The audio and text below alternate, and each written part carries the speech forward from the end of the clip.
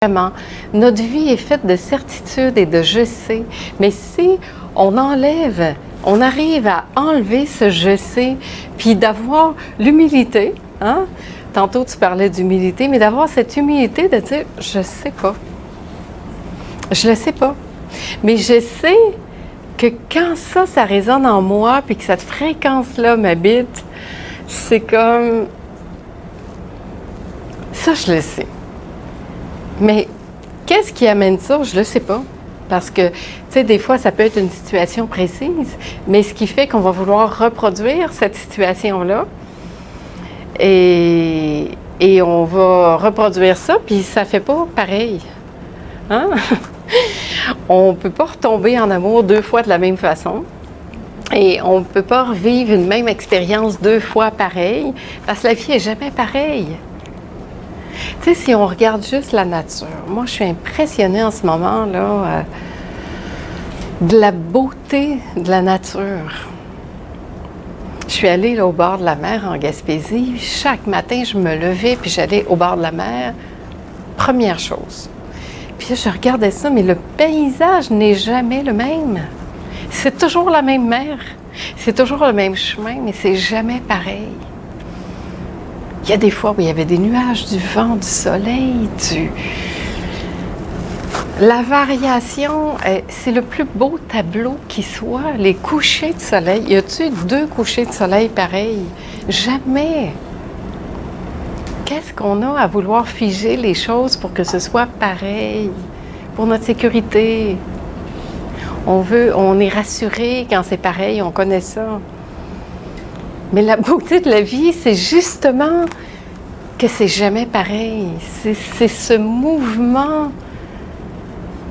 Hier encore, je regardais le coucher de soleil, mais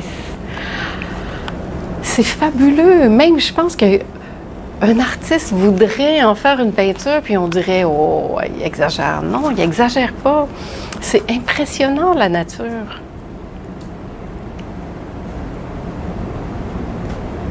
Et de reconnaître la beauté, c'est de reconnaître notre propre beauté aussi. De reconnaître à quel point on est des êtres fabuleux, magnifiques,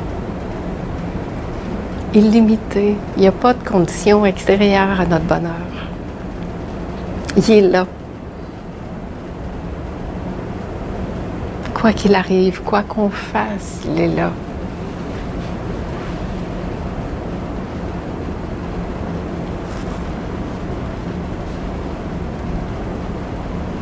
C'est sûr que ça se peut que ça bouscule un peu intérieurement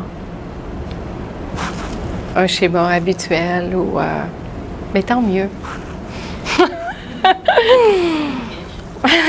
Tant mieux parce que tant mieux si ça fait éclater des choses. Parce qu'à la fois, ça simplifie. Le but, là, c'est de simplifier la vie. La vie, c'est tellement simple. C'est pas vrai que c'est compliqué. C'est pas compliqué.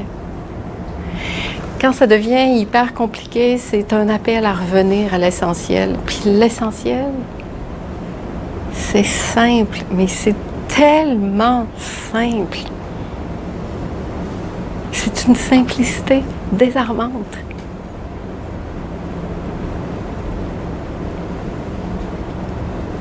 Et quand je reviens là, je peux vous assurer qu'on dort bien, là.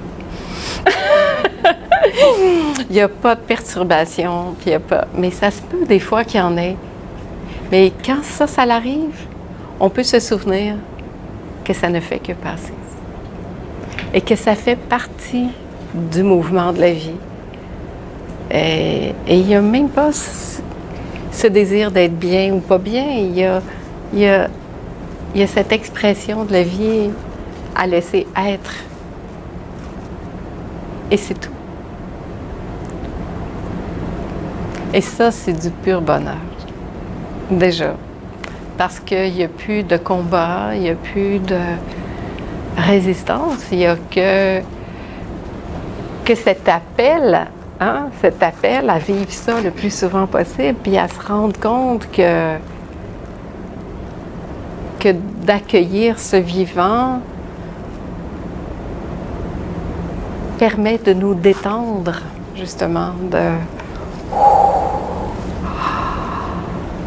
c'est tellement bon.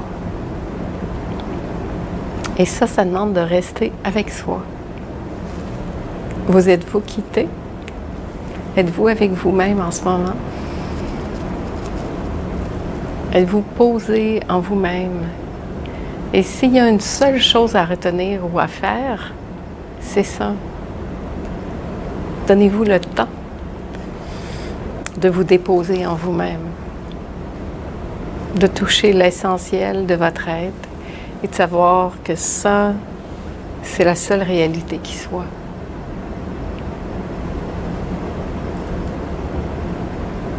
Et plus souvent on touche ça,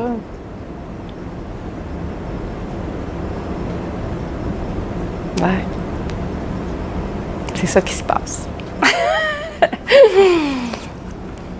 Voilà.